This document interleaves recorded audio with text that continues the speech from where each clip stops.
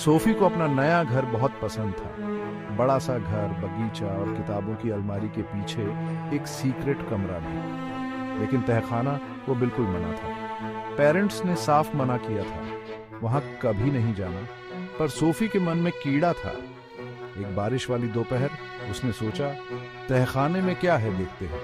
तहखाने का दरवाजा किर्र किर्र करके खुला। सीलन की बू आई। दीवारों पे जाले लगे थे और कम रोशनी में परछाइयां नाच रही थी। सोफी थोड़ी डर गई। धीरे धीरे वो टूटी हुई सीढ़ियों से नीचे उतरी। दिल जोर जोर से धड़क रहा था। दूर कोने में धूल भरी चादर के नीचे एक लकड़ी का बॉक्स रखा था। उस पे नक्काशी थी और पुराने जंग लगे ताले थे। सोफी की सांसें रुक गई। इस बॉक्स में क्या होगा? सोफी डरते डरते बॉक्स के पास गई। उसने बॉक्स के ढक्कन पे बनी नक्काशी को छुआ।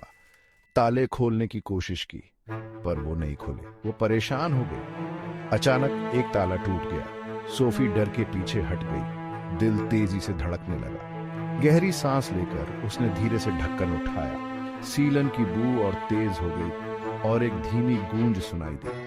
अंदर मखमली कपड़े पे एक छोटी सी आकृति रखी थी।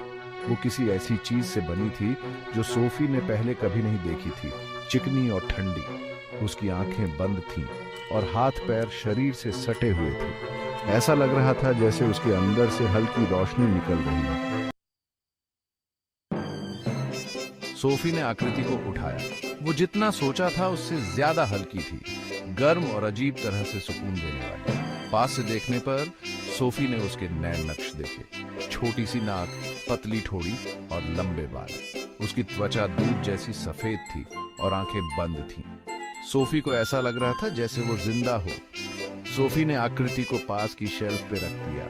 वो धीरे धीरे पीछे हटी। उसकी नजर आकृति पे ही थी। उसे किसी को बताना था, पर कौन यकीन करेगा? उस रात सोफी बिस्तर पे लेटी हुई थी, पर नींद नहीं आ रही थी। उस आकृति का ख्याल उसके दिमाग से नहीं जा रहा था। वो क्या थी? कहां से आई थी? बाहर से आवाज आई जैसे कोई चल रहा हो। धीरे धीरे उसका दिल तेज धड़कने लगा। कमरे का दरवाजा किर्र किर्र करके खुला और रोशनी अंदर आई। वो आकृति थी। उसकी आंखें अब खुली थीं और अजीब सी रोशनी से चमक रही थी। आकृति सोफी की तरफ बढ़ी और उसका छोटा सा हाथ आगे बढ़ा, जैसे बुला रहा हो। सोफी को लगा जैसे उसे अपनी तरफ खींचा जा रहा है। एक अजीब सा एहसास। वो बिस्तर से उतरी और आकृति की तरफ बढ़ी, अपना हाथ आगे बढ़ाते हुए। जैसे जैसे वो पास आई, आकृति की मुस्कान बढ़ी और उसके नुकीले दांत दिखाई दिए। फिर सब अंधियारा हो गया। अगली सुबह सोफी के पेरेंट्स ने तहखाने का दरवाजा खुला पाया। बॉक्स खुला था। अंदर कुछ नहीं था, सिर्फ एक मीठी सी खुशबू। सोफी फिर कभी नहीं दिखी। बस एक धीमी गूंज लोरी की तरह खाली घर में गूंजती रही।